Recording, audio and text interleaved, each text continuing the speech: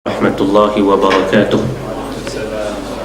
إن الحمد لله نحمده ونستعينه ونستهديه ونستغفره ونعوذ بالله من شرور أنفسنا ومن سيئات أعمالنا. إنه من يهده الله فلا مضل له ومن يضلل فلا هادي له.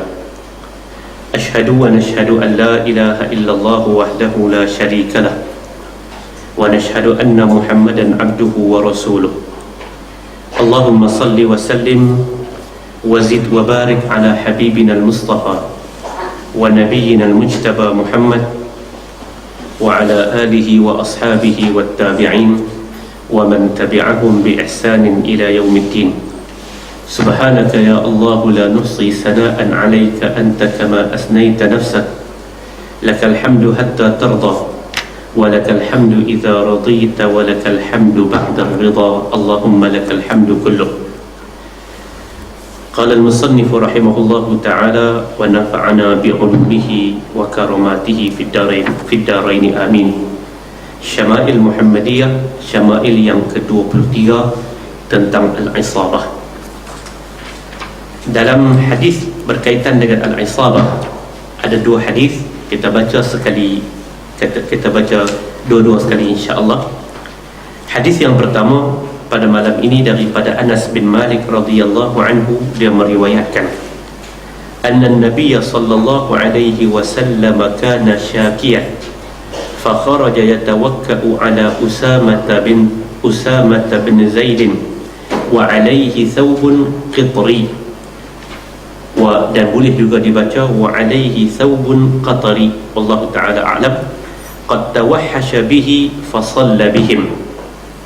Yang kedua malam ni daripada Fadl bin Abbas radhiyallahu anhu, dia meriwayatkan dakhaltu ala Rasulillah sallallahu alaihi wasallam fi maradhihi alladhi tuwfiya fihi wa ala ra'sihi isabatun safra fasallamtu alaihi faqala ya Fadl.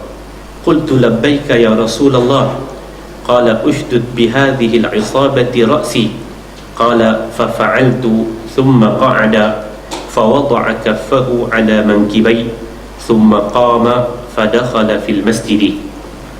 Yang pertama daripada Anas bin Malik radhiyallahu anhu, dia kata adalah Rasulullah sallallahu alaihi wasallam mengadu kesakitan, menderita sakit, dan dia mengadu. Kemudian beliau keluar dengan diterjemahkan dengan dia berada di belakang, yatawakka'u, dia memegang di belakang Usamah bin Zaid, cucu angkatnya, kalau kita boleh guna istilah, walaupun tidak ada istilah tu, kita kata sebab dia adalah anak kepada Zaid bin Harithah, dan Zaid bin Harithah adalah anak angkat Nabi. Wa alaihi thawbun qitri, dan dia memakai pakaian daripada daerah Qitir, dan ada di kalangan ulama membacanya dengan Qatari, merujuk kepada Qatar. Ketika kita membahaskan tentang bab pakaian Nabi, bentuk pakaian Nabi, kita dengar hadis-hadis yang berkaitan dengan beberapa jenis pakaian Nabi, termasuklah antara pakaian yang dipakai oleh Nabi itu adalah thawbun qitri, daripada daerah Qitir. Qad tawahhasha bihi fa shalla bihim, yang mana kedua baju yang dia pakai itu ada di atas belakangnya. Kemudian beliau melaksanakan sembahyang berjamaah bersama-sama dengan sahabat radhiyallahu alaihim ajma'in. Hadis yang kedua daripada orang yang rapat dengan Nabi juga. Hadis yang pertama daripada Anas bin Malik yang rapat dengan Nabi.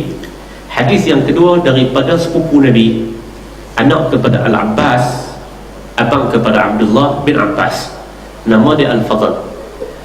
Gelaran kepada Abbas adalah Abul Fadl, dan isterinya dikenali dengan Ummul Fadl. Al-Fadl ni adalah anak kepada Al-Abbas bin Abdul Muttalib, bapa saudara Nabi. Dia kata aku masuk Nabi SAW ketika beliau sedang sakit menjelang kewafatannya.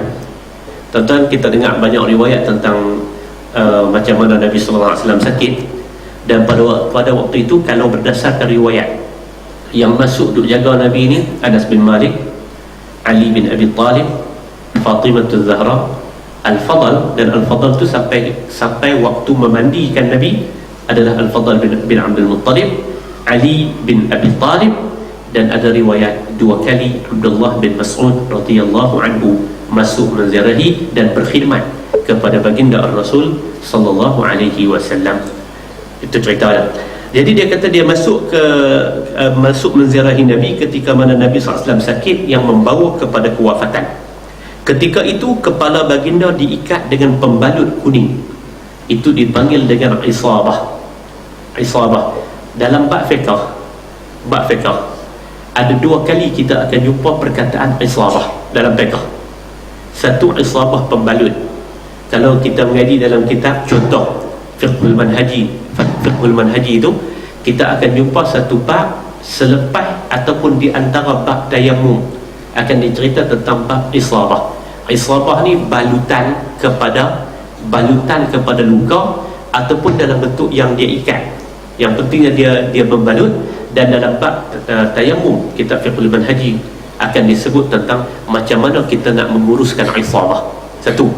Yang kedua, isabah juga kalau kita duduk dalam bab fiqh, kita akan jumpa satu istilah dalam bab faraid, fiqhul irath.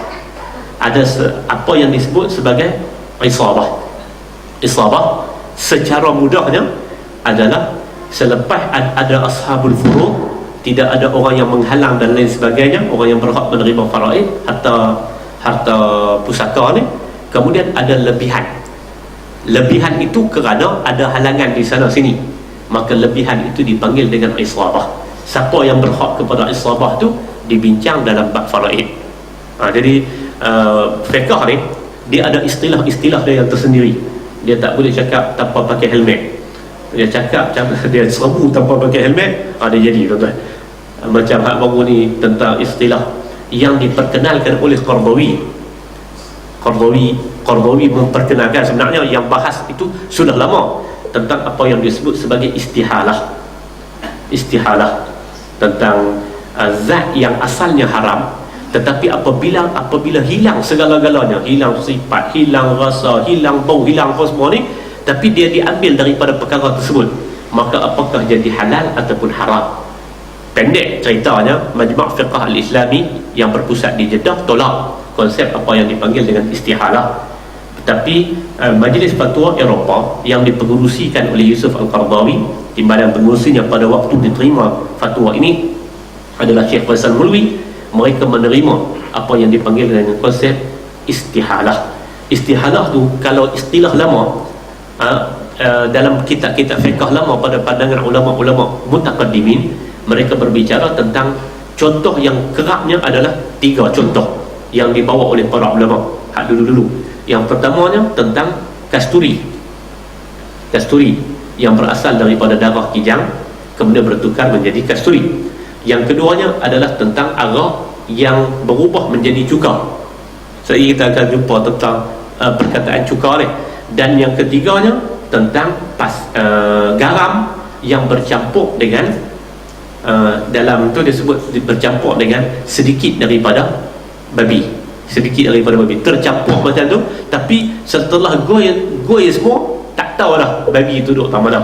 Maka para ulama menyebut kata bila hilang itu semua, maka berlakulah proses apa yang dinamakan sebagai istihalah. Ada orang tak pakai helmet, dia pergi serbu ya, cakap sehari ya, lepas tu kesian kat dia, orang pakai ahli ilmu pakai kata dia kata fatwa baru, Qardawi baru cakap, Qardawi ni apa nak bagi mengeliru ke orang. Qardawi buat fatwa tu pada tahun 1997.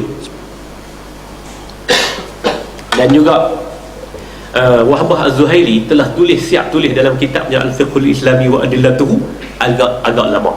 Jadi istilah ni kita kena, poin saya tentang istilah ni kita kena tengok juga. Al-isabah ni merujuk kepada balutan ataupun hak jenis dia ikat tu, itu dipanggil dengan isabah, dan dia bukan sunnah kalau tak sakit. Kita sedang baca tentang syama'il, tentang sifat-sifat ni.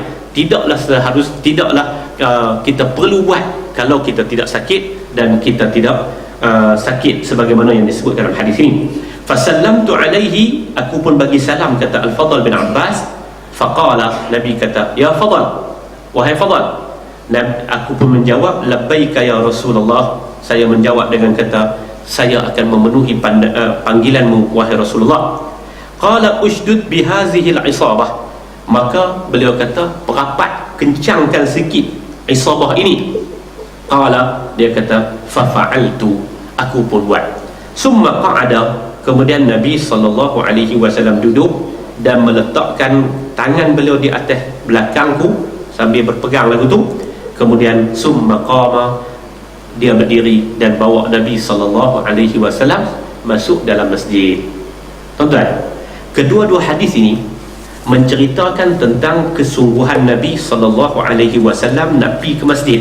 Selain daripada cerita tentang memegang di belakang, cerita tentang isabah ni, dia nak cerita juga tentang kesungguhan Nabi. Kedua-dua hadis ni, yang Anas bin Malik hak atas tu, Nabi SAW suruh dia bawa pergi ke masjid. Pergi sampai di masjid, dia baginda naik duduk di atas mimbar, dan baginda SAW berpidato yang semua kita ingat, pidato Nabi SAW. Nabi kata apa? Itu yang Nabi kata, law kuntu muttakhizan khalila lattakhastu Aba Bakrin khalila.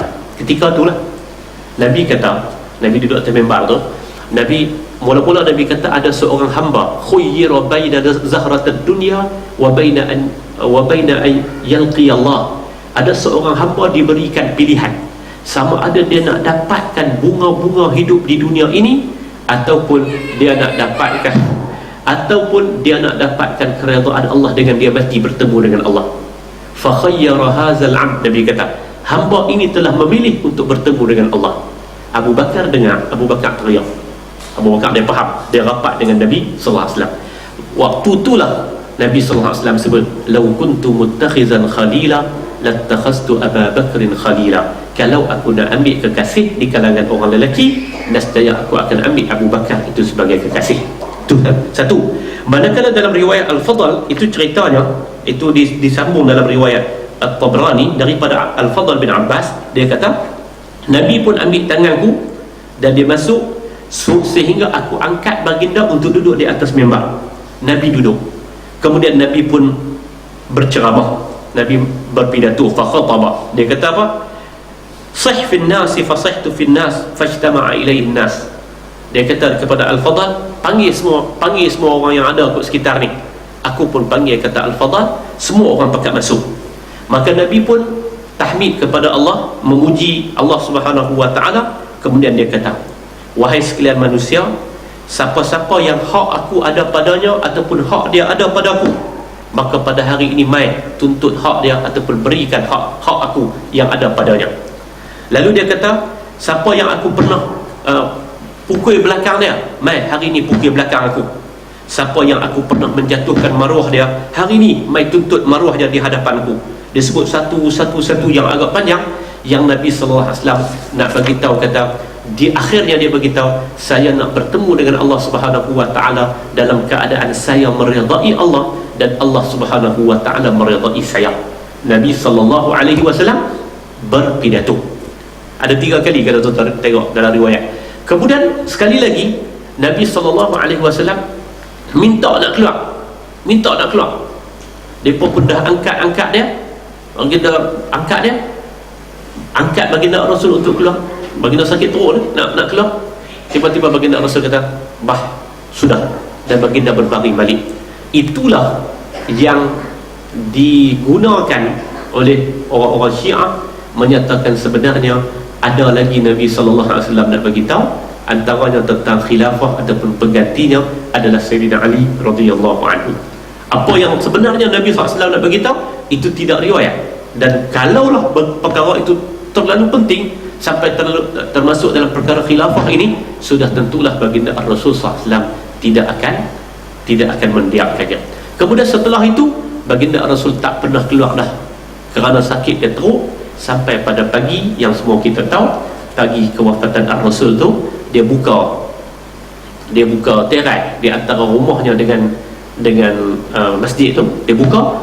Bila dia buka terai, Abu Bakar duduk tengah membetulkan saf. Abu Bakar tengok dia, Abu Bakar ajak baginda Rasul untuk menjadi imam. Nabi tunjuk.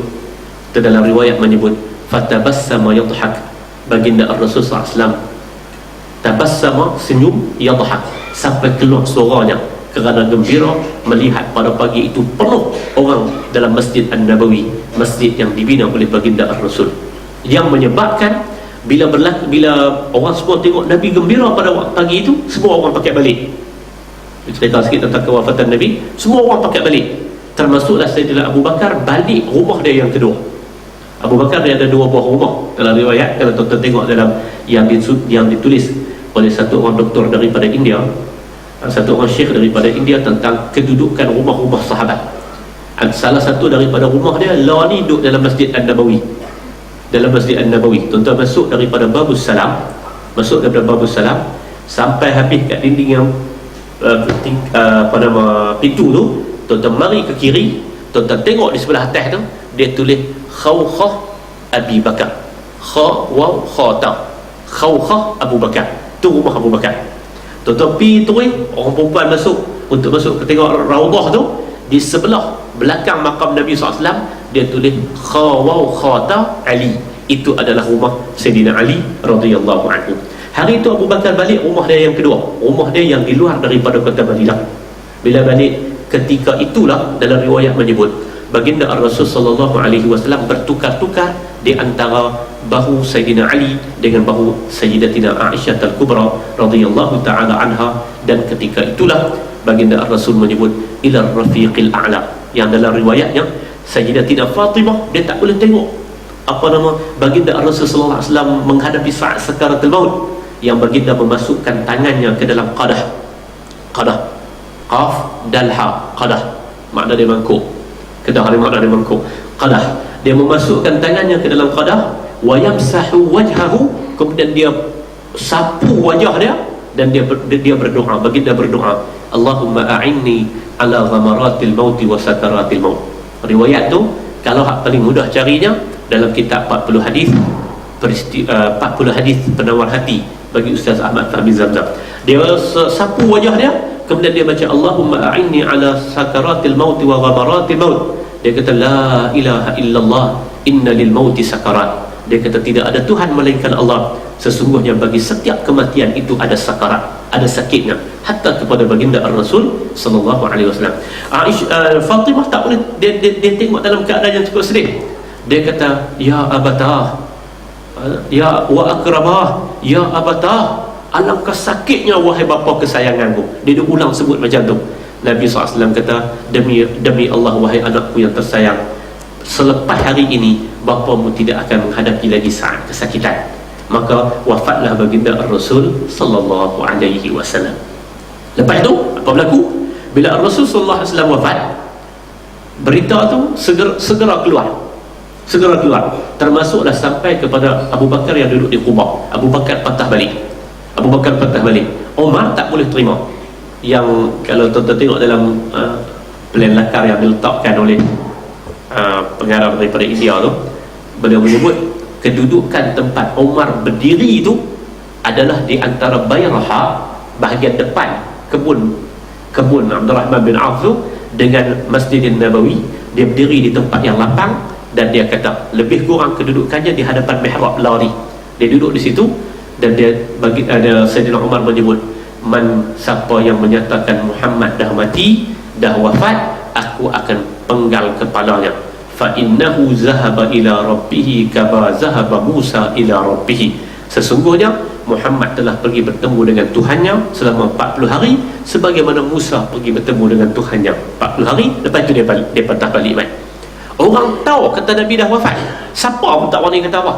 Pasal Umar, lau qala Umar la abarrah, kalau yang kata tu Umar, mesti dia buat. Sampai Abu Bakar masuk dalam rumah Nabi, dia cium. Dalam hadis, tuan-tuan boleh tengok hadis ni tentang dalam hadis Bukhari, dia cium di antara dua dahi. Yang disebut oleh para ulama, kita boleh cium mayat anggota keluarga, dan juga kita boleh cium anggota mayat yang sama jantina, yang terdiri daripada orang yang kita anggap sebagai saleh.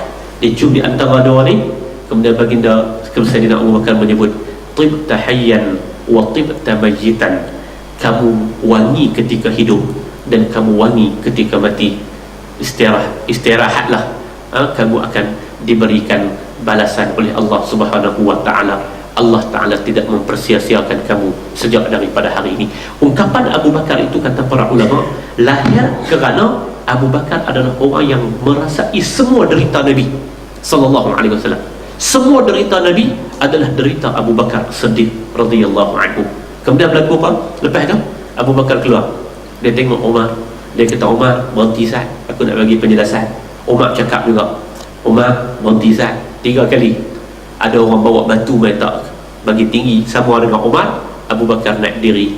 Abu Bakar menyebut dengan kalimahnya yang cukup masyhur. Dia kata, wa ayyuhan nas, wahai sekalian manusia, man kana minkum ya'budu Muhammadan fa inna Muhammadan qad mat. Siapa di kalangan kamu yang sembah Muhammad, Muhammad dah wafat. Wa man kana minkum ya'budullah, siapa di kalangan kamu yang menyembah Allah, fa innallaha hayyul la yamut, Allah itu sekali-kali tidak akan mati dan dia akan hidup buat selama-lamanya. Dia baca ayat, wa ma Muhammadun illa rasul, dan tidaklah Muhammad itu melainkan seorang rasul. Afa immata, sekiranya Muhammad mati, au qutila, ataupun Muhammad dibunuh, inqalabtum ala aqabikum, apakah akan menyebabkan kamu berpaling daripada tapak kaki kamu, yakni kamu tinggal agama Allah. Wa man yanqalib ala aqibai, siapa yang berpaling daripada tapak kakinya, fala yadurrallaha syai'a, siapa yang murtad sedikit pun tidak memberi mudarat kepada Allah. Wa sayajzillahu syakirin, Allah Ta'ala akan memberi balasan kepada orang-orang yang bersyukur. Umar dengar pedang yang dia angkat tadi jatuh, dan dia kata, ka'annani awwalu marratin asma'ha, seakan-akan inilah kali pertama aku dengar ayat ni. Umar hafal, tapi dia kata seakan-akan kali pertama aku dengar ayat ini. Dan setelah itu Umar beri komentar kepada Abu Bakar. Dia kata, innahu afhaman nas bil Quran, orang yang paling faham Al-Quranul Karim adalah Abu Bakar As-Siddiq radhiyallahu ta'ala anhu wa ardah. Orang lain tersentuh dengan macam-macam ayat, tapi Abu Bakar As-Siddiq, dia tersentuh dengan ayat yang tidak tersentuh oleh orang lain kerana dia memahami ayat tersebut. Orang tanya kepada Umar, apa ayat yang kamu tersentuh bila baca 6,000 ayat ni? Umar sebut tentang kebaktian, tapi Abu Bakar As-Siddiq, dia kata, bila orang tanya dia apa ayat yang paling tersentuh bila kamu membacanya, dia kata ayat walaqad ji'tumuna furada kama khalaqnakum awwala marrah, kamu akan kembali bertemu aku seorang diri sebagaimana ketika kamu dilahirkan seorang diri. Abu Bakar As-Siddiq radhiyallahu anhu, satu orang yang telah mendamaikan semula umat sampai semua orang boleh menerima berita kewafatan Ar-Rasul sallallahu alaihi wasallam. Jadi hadis yang kita baca pada malam ini menceritakan tentang isabah yang dipakaikan kepada baginda Ar-Rasul, dan tentang baginda Ar-Rasul SAW berpegang di atas belakang 2 orang sahabat, kesungguhannya untuk menyampaikan amanah risalah kepada para sahabatnya ridwanullah alaihim ajma'in. Hadis yang seterusnya, Syama'il yang ke-24, cara Nabi sallallahu alaihi wasallam makan. Babu ma jaa fi sifati akli Rasulillah sallallahu alaihi wasallam, bab pada menyatakan tentang cara Nabi sallallahu alaihi wasallam makan dan bagaimanakah roti Nabi kita Muhammad sallallahu alaihi wasallam. Tentang cara makan ni ada 5 riwayat. Yang pertama, anna Nabi sallallahu alaihi wasallam kana yal'aqu asabi'ahu thalathan. Maksudnya Ka'ab bin Malik meriwayatkan ni. Ka'ab bin Malik ni tuan-tuan kenal? Ka'ab bin Malik ni seorang sahabat Nabi yang tak menyertai perang Badar. Tak menyertai perang Tabuk, tak menyertai peperangan Tabuk, yang menyebabkan Allah Subhanahu wa taala mengiqab dia. Allah Taala mendenda dia sampai dia tidak boleh bercakap dengan orang Madinah. Orang Madinah diminta untuk memulaunya selama 50 hari. Tuan-tuan boleh tengok dalam kitab Riyadhus Shalihin, dia meriwayatkan macam mana dia menghadapi saat tersebut. Ka'ab bin Malik radhiyallahu anhu, satu ketika di Seman pernah buat teater yang berjudul Menunggu Kata dari Tuhan. 50 hari, inilah cerita Ka'ab bin Malik radhiyallahu anhu. Dia kata anna Nabi sallallahu alaihi wasallam kana yal'aqu asabi'ahu thalathan. Setelah Nabi makan, Nabi sallallahu alaihi wasallam menjilati jari-jari beliau sebanyak 3 kali. Ada riwayat yang kedua ni, thalathan itu maksudnya 3 kali ataupun apa? Mari kita tengok hadis yang kedua, Anas bin Malik pula. Kana Nabi sallallahu alaihi wasallam idza akala ta'aman la'aqa asabi'ahu as-salas. Maksudnya setelah Nabi sallallahu alaihi wasallam selesai makan, baginda Ar-Rasul sallallahu alaihi wasallam menjilati jarinya yang 3 jari ni. Dalam syarah dia sebut dia akan al-ibham, as-sababah, al-ibham dan al-wusta. 3 jari ni yang dia jilat, dan disebut kata jilatan itu dilakukan sebanyak 3 kali selepas makan. Tengok dalam syarah dia kata fasunnatu, mengikut sunnah, ayyal aiqaha al-insan ba'da intiha'il akl aw yu'alliquha ghayruhu ila akhir.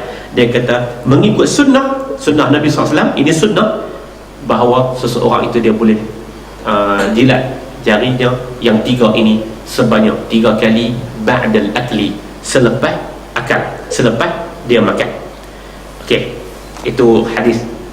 Kemudian yang seterusnya, Abu Juhaifah pula meriwayatkan, amma ana fala akulu muttaki'an. Adapun saya tidak akan makan sambil bersandar, kata Nabi. Amma ana fala akulu muttaki'an.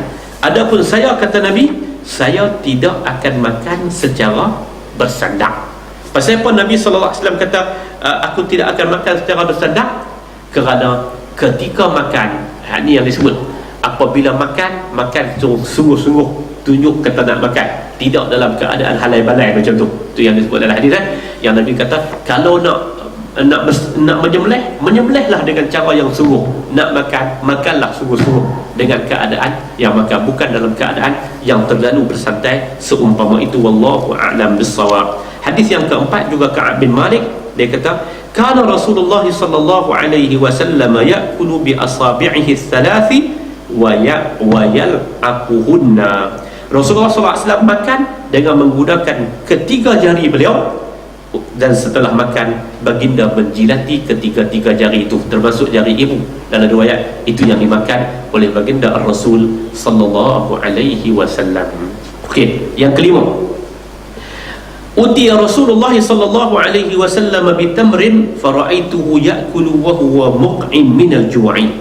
Maksudnya Rasul sallallahu alaihi wasallam pernah dibagi kurma. Saya melihat baginda makan sambil duduk dengan betis ditegakkan kerana lapar. Dengan betis macam dulu orang kot derang tu kata cara orang lakwah makan. Lakwah tu makna apa tau? Daripada kata dakwah ke. Dulu-dulu itu 82. Masa Ustaz Ahmad baru buka derang tu, masa tu derang ni mereka panggil lakwah, tudung mereka panggil hantu kungkum. Waktu tu orang kot belah penduduk apa semua duduk dengan dia mengangkat, makan dengan cara mengangkat dan makan dalam talam tu.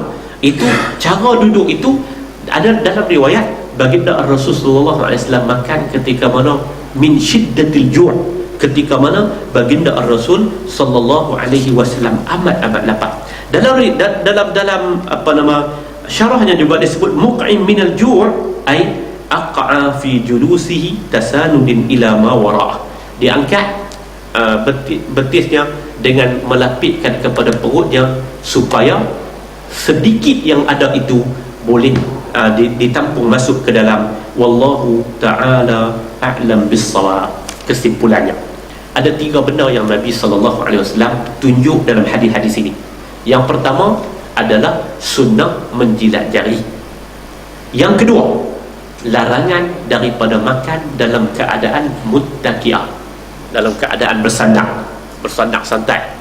Dan yang ketiganya, Nabi sallallahu alaihi wasallam tunjuk kepada kita tentang cara makan yang sunnah, cara duduk yang sunnah.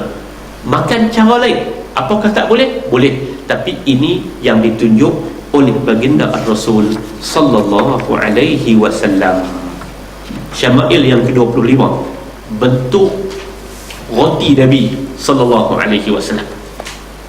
ma syabi'a alu Muhammadin sallallahu alaihi wasallam min khubzi sya'ir yawmaini mutatabi'ain hatta qubida Rasulullah sallallahu alaihi wasallam.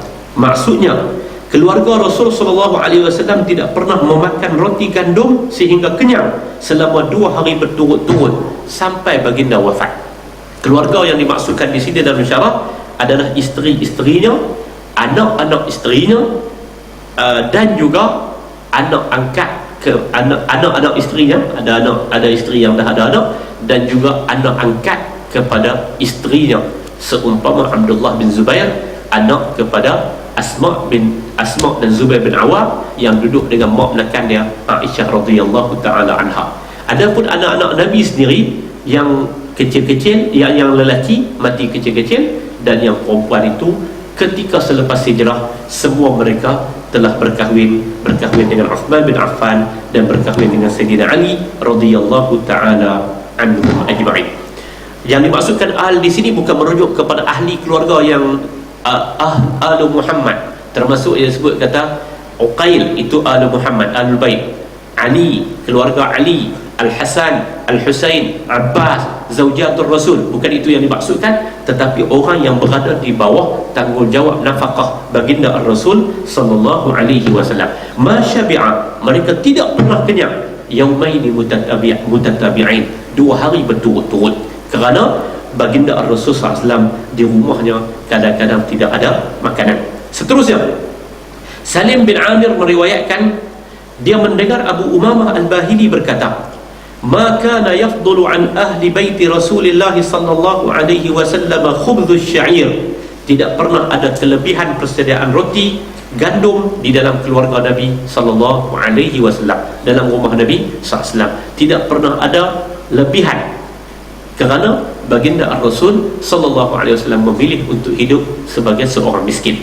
Tuan-tuan, kita berhenti saat dekat sini. Tuan-tuan, Nabi ni dalam banyak-banyak doa dia, tuan-tuan hafal banyak doa Nabi kan? Dalam banyak-banyak doa Nabi ni, ada satu doa Nabi yang Nabi rajin ulang, Nabi rajin baca. Abu Syamah Al-Maqdisi menyatakan, inilah doa yang Nabi SAW rajin ulang. Dan dalam riwayat tu, bila orang tanya kepada Nabi, Nabi kata apa? Yang bagi liman sami'aha ayyata'allamaha, sayugialah bagi orang yang mendengarnya bahawa dia mempelajarinya dan dia menghafaznya. Doa ni Nabi rajin ulang, doa ni Nabi rajin baca, doa ni Nabi rajin berdoa dengan doa ni. Kemarin di Masjid Ubud Kawah khutbah saya sebut tentang doa ini. Apa doa tu? Nabi sebut, Allahumma inni as'aluka fi'lal khairat wa tarkal munkarat wa hubbal masakin wa an taghfir li wa tarhamani wa idza aradta fitnatan fi qaumin fatawaffani ghayra maftun. Allahumma inni as'aluka hubba wa hubba man yuhibbu wa hubba amali alladhi yuqarribuni ila hubbi. Ada 6 benda yang Nabi minta dalam doa tu.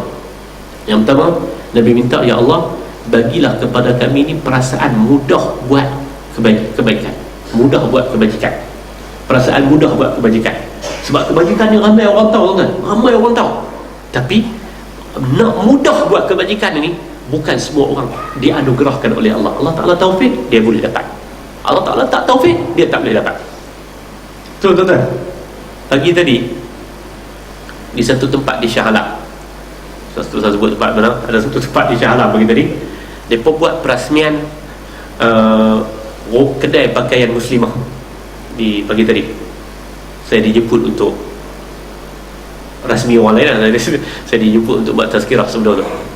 Habis semua tadi, habis semua upacara potong ribbon apa semua, masuk masa duduk makan tu, saya duduk tengok ada satu orang duduk, saya tanya tukang catering kan tau, tengok cara dia duduk pusing kan, duduk layan orang. Saya tanya tuan punya kedai, tukang catering kan tau?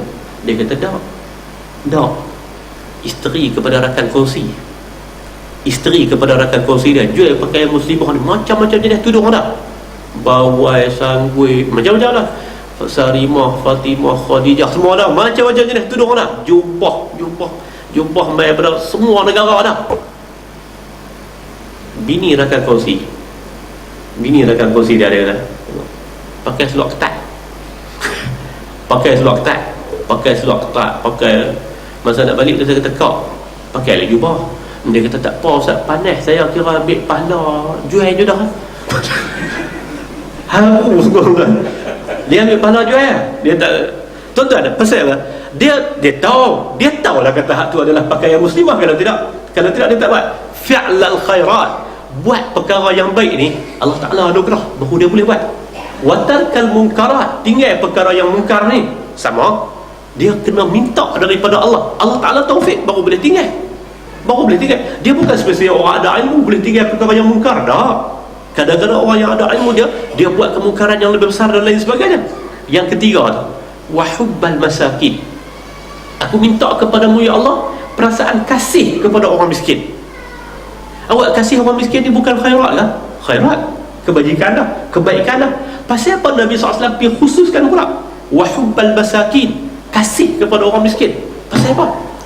Rupanya tuan-tuan, dalam banyak-banyak sebahagian daripada ulama-ulama terutama yang agak tasawuf ataupun ulama-ulama tasawuf, mereka kata kita tak boleh sebut begitu kepada Nabi, tapi hakikatnya dalam tafsiran, dalam riwayat menyebut kata itu memang berlaku kepada Nabi. Mereka kata tak mungkin Nabi SAW buat kesalahan. Ala kulli halnya, dalam riwayat menyebut memang Nabi SAW buat ditegur oleh Allah Subhanahu Wa Taala. Itu bukan kesilapan dan bukan dosa, tapi sebagai panduan kepada umat. Satu hari Nabi duduk dalam Masjid Nabawi, Masjid Haram. Ni awal Islam ni. Duduk dalam Masjid Haram. Duduk dalam Masjid Haram tu. Bila duduk dalam Masjid Haram tu, keliling dia tu Bilal bin Rabah, hamba. Keliling dia tu Abdullah bin Mas'ud. Keliling dia tu Ar-Rumi, Suhaib Ar-Rumi. Orang-orang taif, orang-orang yang taif, orang-orang miskin, bekas-bekas hamba dan lain sebagainya. Abu Jahal mai. Abu Jahal kata, Muhammad, aku boleh dengar tazkirah daripadamu, aku boleh ikutmu. Aku minta satu kan. Halau mereka ni. Aku nak duduk dengan kamu, aku nak dengar pengajaran daripada kamu. Waktu tu dalam hati Nabi, kata Nabi, aku datang satu perasaan tamaknya aku supaya Abu Jahal ni masuk Islam. Mudah-mudahan Mekah ni berubah wajah dan lain sebagainya kerana yang masuk Islam ni pemuka. Aku berasa nak suruh mereka ni pi, nak suruh mereka ni pisah. Allah Ta'ala tegur Nabi, turun ayat 28 surah Al-Kahfi, wasbir nafsaka ma'al ladzina yad'una rabbahum bil ghadati wal 'ashi. Sabarlah diri kamu, tetaplah berada bersama-sama dengan orang yang berdoa kepada Tuhanmu di waktu pagi dan di waktu malam. Wala ta'du 'ainaka 'anhum, jangan kamu berpaling wajah muka kamu daripada mereka. Wala tuti' man aghfalna qalbahu 'an zikrina, jangan kamu taat kepada orang yang hatinya lalai daripada mengingati kami, yakni Abu Jahal.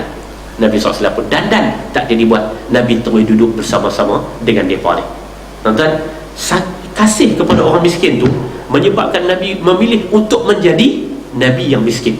Nabi kata, ada di kalangan Nabi ni Nabiyan wa malakan. Nabi dalam masa yang sama dia adalah raja, macam Sulaiman, tak salah. Tetapi aku memilih untuk menjadi Nabiyan wa abdan. Aku memilih untuk menjadi seorang Nabi dan seorang hamba kepada Allah yang miskin. Allahumma ahyini miskina, ya Allah hidupkanlah aku sebagai orang miskin, wa amitni miskina, mati aku sebagai orang miskin, wahsyurni fi zumratil masakin. Salahkah kaya? Tak salah.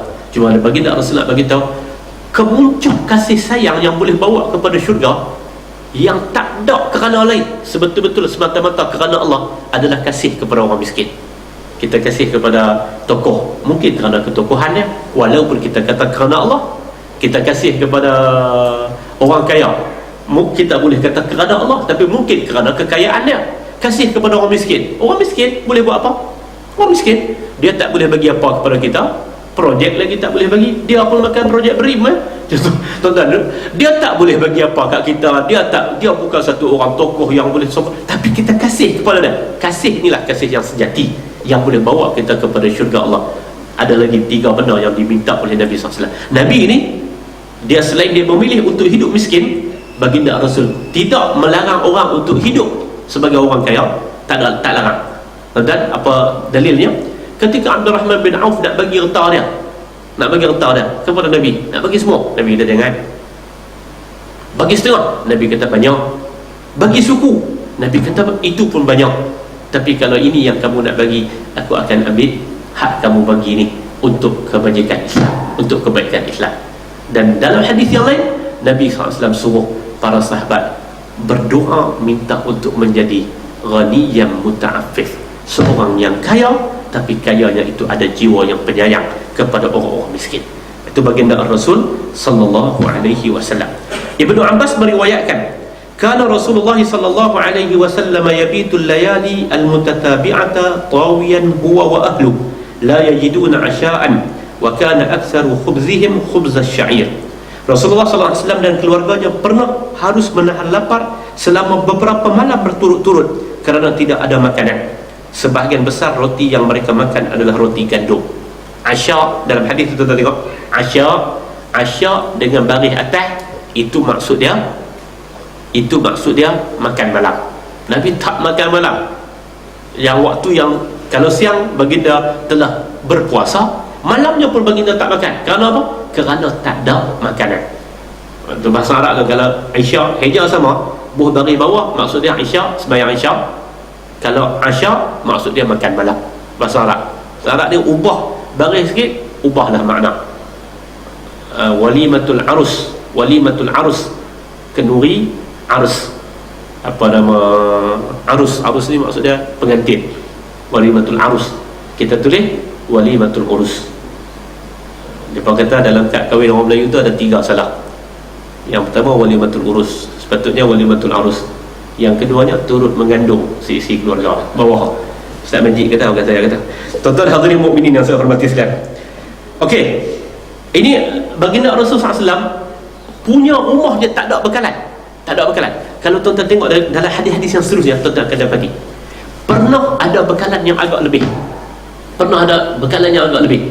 Bila orang mai bagi kepada Nabi, ataupun ada usaha yang lebih daripada mana-mana anggota keluarga Nabi dan sebagainya, ada makanan yang lebih. Tapi makanan itu tidak boleh transit lama dalam rumah Nabi SAW. Kerana adalah Nabi SAW, dia itu cepat memberi, lebih cepat daripada angin yang laju. Kata Sayyidatina Aisyah radhiyallahu ta'ala anha, isteri kepada baginda Rasul. Seterusnya Sahal bin Sa'ad. Tuan-tuan, nama orang Arab mudah ya. Ini salah seorang sahabat di kalangan orang Ansar. Sahal bin Sa'ad. Sahal makna dia mudah, Sa'ad makna dia bahagia. Nama orang Arab mudah ya. Sahal mudah bin Sa'ad dan bahagia.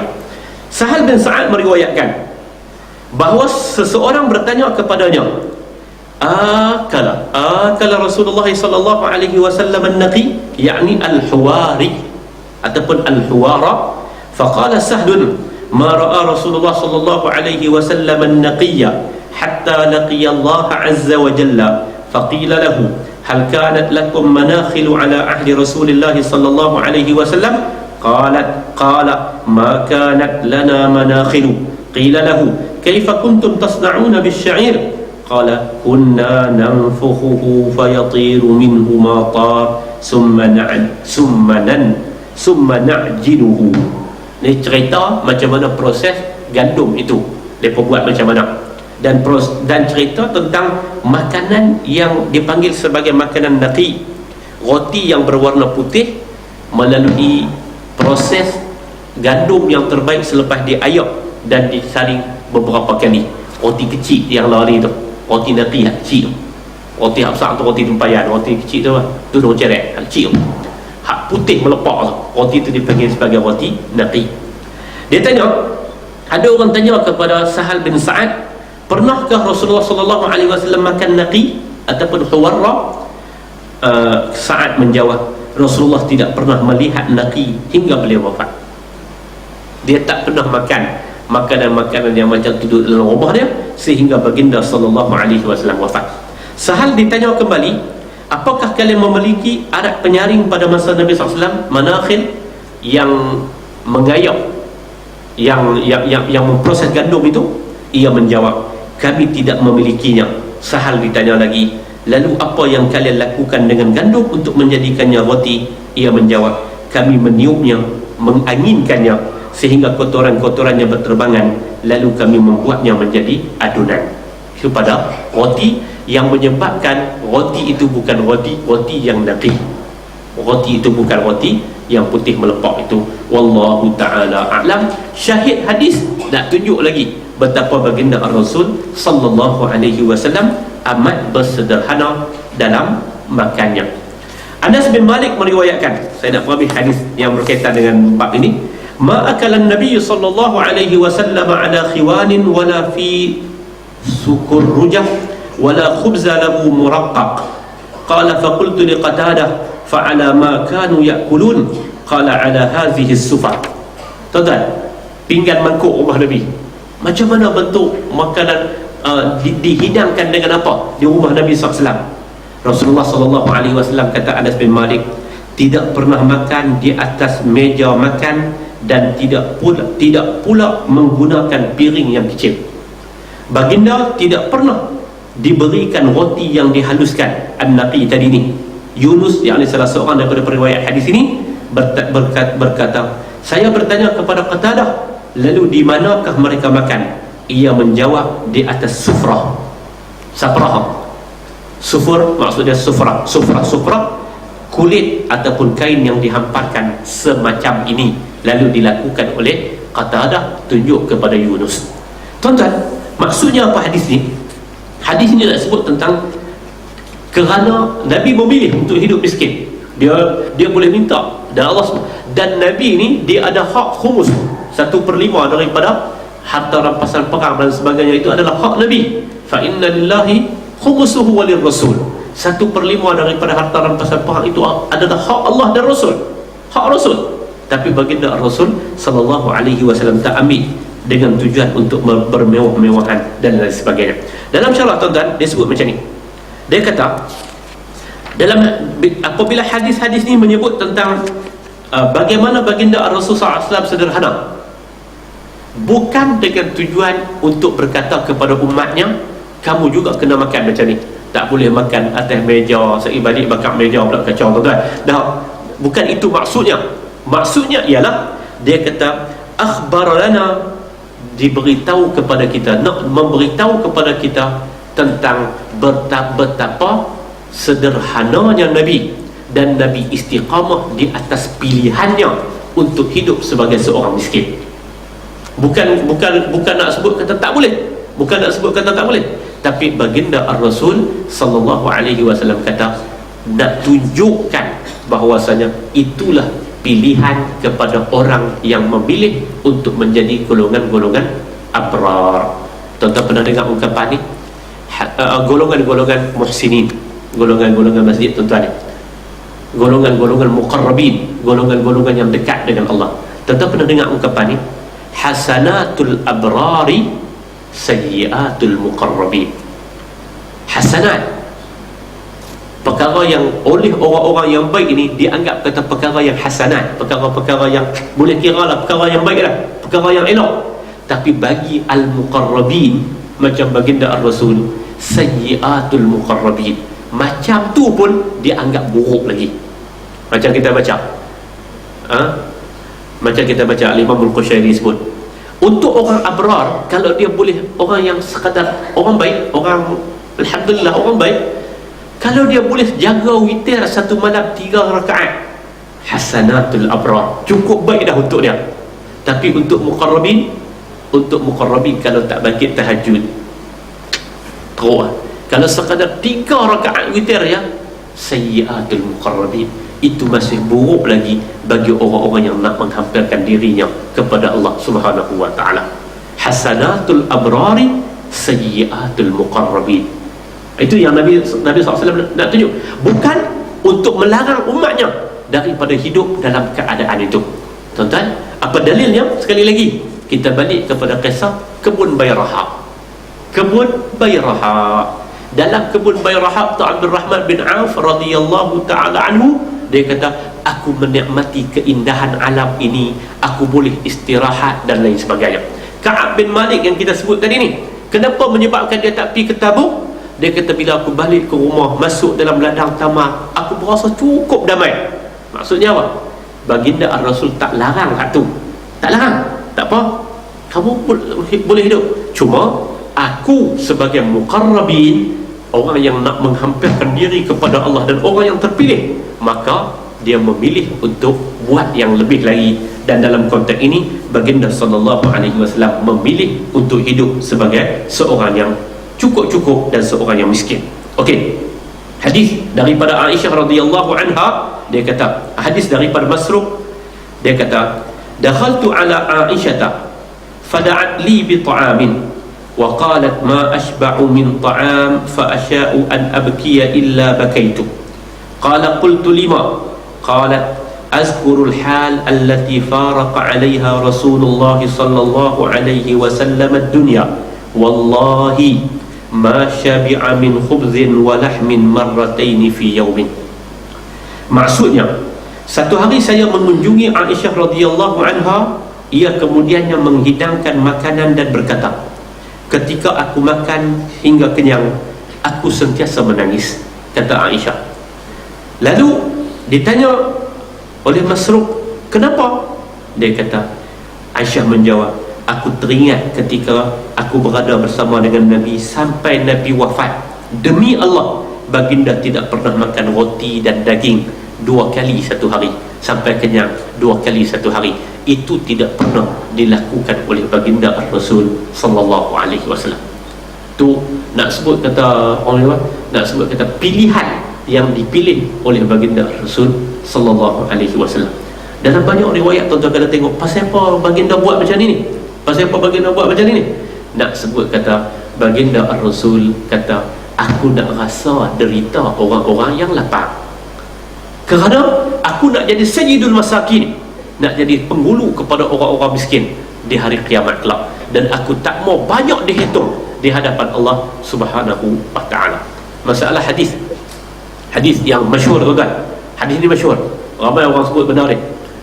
Bila orang nak galak kita supaya tak makan banyak, orang akan baca hadis ni.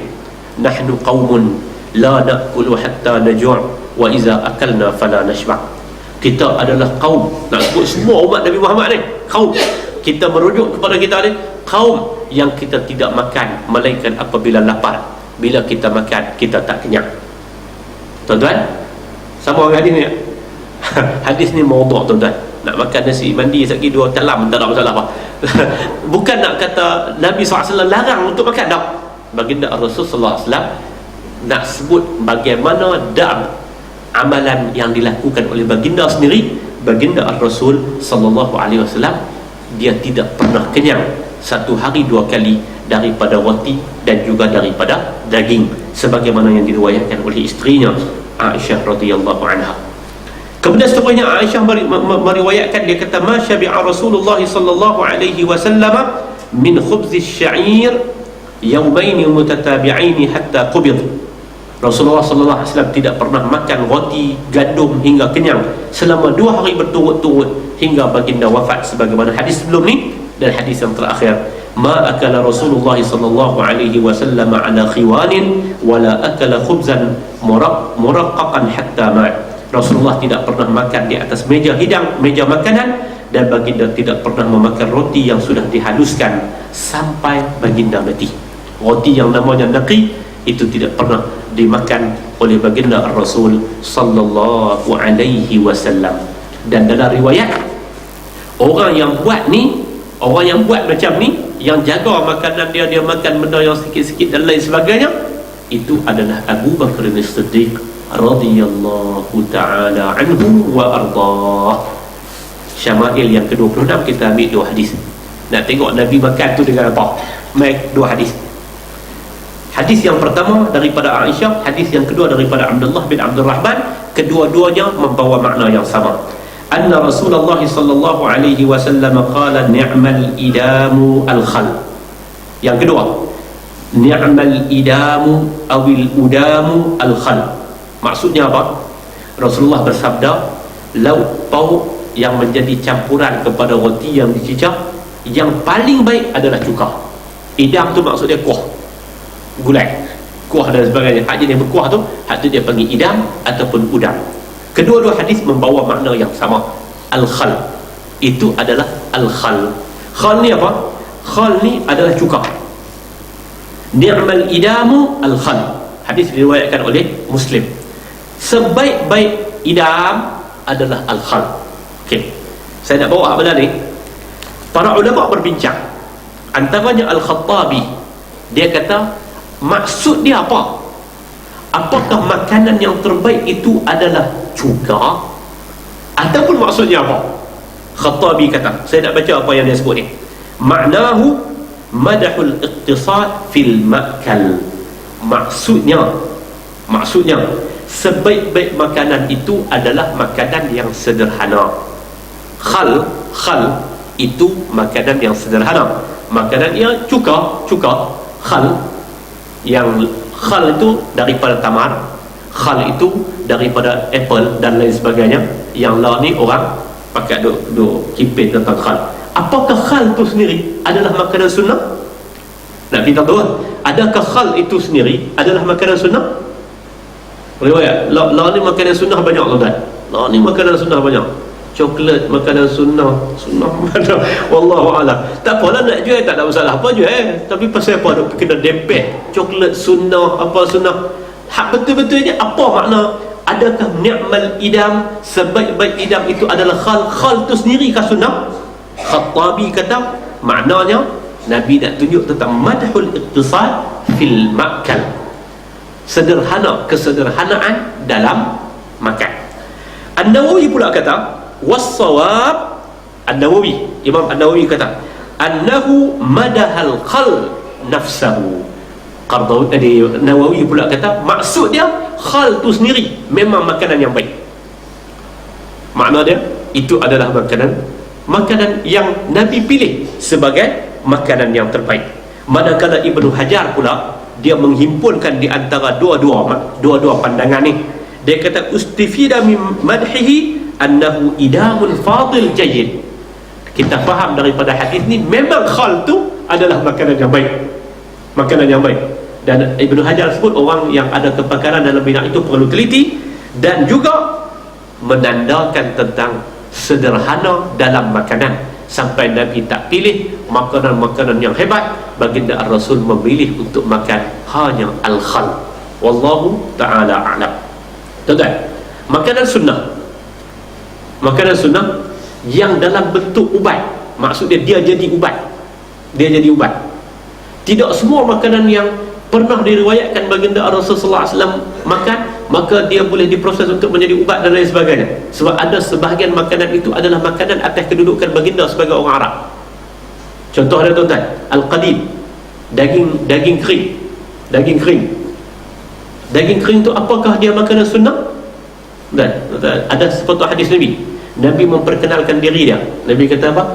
Ana ibnu imra'atin min Quraisy kanat ta'kulul qadid. Aku adalah anak kepada seorang perempuan daripada Quraisy yang makan qadid. Qadid ni daging kering. Takkankah kita nak ambil, kita kata bagus juga buat daging kering kan, bubuh nama jenama al-qadid, makanan sunnah. Hadis ni ana ibnu imra'atin min Quraisy kanat ta'kulul qadid. Apakah maksud dia makanan kering, makanan daging kering itu adalah makanan sunnah? Ataupun dia ada ubat dan syifa? Tak. Itu atas kedudukan Nabi SAW sebagai seorang Arab. Contoh dia, kita ambil hadis tu kan, kita cuba pasang tengok. Ana ibnu imra'atin min Quraisy kanat ta'kulul qadid. Aku adalah anak kepada seorang perempuan Quraisy yang makan daging kering. Nabi nak tunjuk, kata aku ni bukan siapa-siapa. Kerana satu orang Badawi takut nak jumpa dengan Nabi. Maka Nabi kata, takut apa? Hang makan qadid, aku pun makan qadid. Kalau kita pasang, ana ibnu imra'atin min napa kanat ta'kulu pe'nga. Anda faham ke tak? Bukanlah mak saya orang Napa.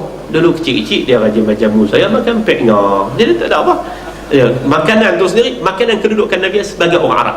Okey, yang ada syifa, yang ada penyembuh padanya ataupun dia jadi ubat, itu disebut oleh para ulama. Kalau tuan-tuan tengok dalam Tribun Nabawi dan sebagainya, ada 4. Itu memang betul. Nabi SAW sebut 4. Yang pertama, Zam-Zam. Nabi kata 5 syuribalah. Zam-Zam 5 syuribalah. Yang kedua, Nabi sebut tentang tamar, yang boleh menyembuhkan dan juga boleh menahan kita daripada sihir. Yang ketiga, Nabi sebut tentang alaikum bil habbatis sauda fa innahu dawa'un min kulli da. Habbatus sauda. Dan yang keempat, Nabi sebut madu, al-asal. alaikum bisyifa'ain, kamu kena simpan, taruh dalam rumah kamu dua penyembuh, iaitulah Al-Quranul Karim dan juga madu. Madu lebah, madu rupi duk simpan dalam rumah kacau. Alaikum bisyifa'ain, kamu kena jaga, kamu kena letak di rumah kamu dua penyembuh. Penyembuh itu adalah Al-Quran dan juga madu. Lain pada tu, ada makanan yang sunnah yang Nabi sebut, kita akan jumpa dalam bab ini. Makanlah kamu, makanlah kerana dia adalah makanan yang terbaik. Itu adalah zaitun. Nabi sebut makan, minum minyaknya, dan Nabi kata gunalah minyaknya itu untuk meminyakkan rambut kamu. Itu Nabi sebut. Itu dari segi makanan. Adapun ada beberapa makanan Nabi SAW ataupun sekadar dia disebut dalam Al-Quran Al-Karim, bagus, makanan itu bagus, tapi kita tidak boleh itlak kata dia itu adalah makanan sunnah. Delima disebut dalam Al-Quran. Orang pergi buat kajian tentang delima dan lain sebagainya, silakan, tapi kita tak boleh kata ini adalah makanan sunnah. Delima makanan sunnah. Kalau tuan-tuan pergi duk kaji dalam Al-Quran, ada satu lagi makanan, nama dia labu, dan Nabi ni rajin makan labu. Nabi makan labu. Anas bin Malik cerita pernah Nabi SAW makan dan Nabi cari di celah-celah daging tu, Nabi cari labu untuk Nabi makan labu. Dan dalam Al-Quran ada cerita makanan asasi kepada kaum Nabi Allah Yunus bagi dakwah dia yang kedua adalah labu, yaqtin. Lagi ada siapa-siapa buat pula serawa labu, makanan sunnah. Dia kacau. Dia bukan lagu tu, bukan lagu tu. Dia makanan sunnah hak Nabi sebut sallallahu alaihi wasallam, kamu bagus makan makanan ini dan lain sebagainya. Itu adalah makanan sunnah yang disebut oleh baginda Rasul. Jadi dalam masalah khal ni ada dua pandangan. An-Nawawi kata memang khal tu sendiri. Khattabi kata tak, nak tunjuk kata Nabi ni bersederhana ketika mana makan. Ibnu Hajar kata kita ambil dua-dua pandangan, nak tunjuk kata Nabi ni memang bersederhana dalam makan, dan dalam masa yang sama khal tu sendiri adalah perkara yang baik. Jadi itulah lebih kurang riwayat-riwayat kita tentang apa yang disebut tentang sifat makan Nabi, cara Nabi SAW makan dan lain sebagainya, yang sebenarnya boleh mendatangkan pengajaran yang cukup banyak kepada kita bersama. Dan kita akan jumpa lagi dalam bab makan ni, apa benda yang Nabi SAW suka makan. Halwa, Nabi suka makan halwa, Nabi SAW suka makan madu dan lain sebagainya. Kita akan tengok ke kemudian. Tuan-tuan, sifat Al-Quran Al-Karim dan sifat hadis Nabi, Nabi akan sebut Al-Quran tu dia iktibar untuk semua, tapi sebahagiannya dia sebut iktibar, sebahagiannya itu, contohnya itu disebut duduk di depan mata supaya orang Arab mudah faham. Tapi dia punya mukjizat dia tu kekal. Orang kaji bila-bila orang nampak apa yang disebut oleh Al-Quran itu tepat. Contoh dia tuan-tuan, bila Allah Ta'ala suruh kita perhati binatang, wakil binatang tu apa? Unta. Bukan unta tu saja, semua jenis binatang Allah Ta'ala suruh kita kaji, teliti, tunjuk tentang kebesaran Allah. Allah Ta'ala kata apa? Afala yanzuruna ilal ibil.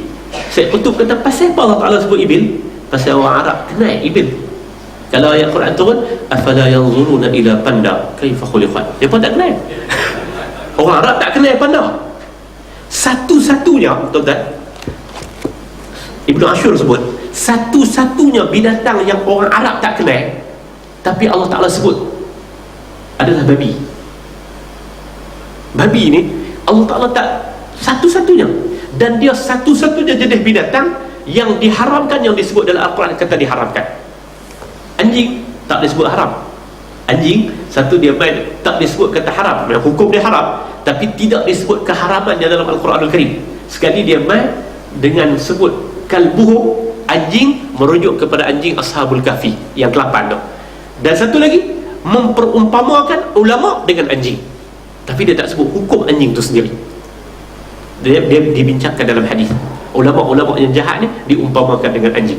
Adapun babi, Allah Ta'ala sebut walahmal khinzir. Apa rahsia dia?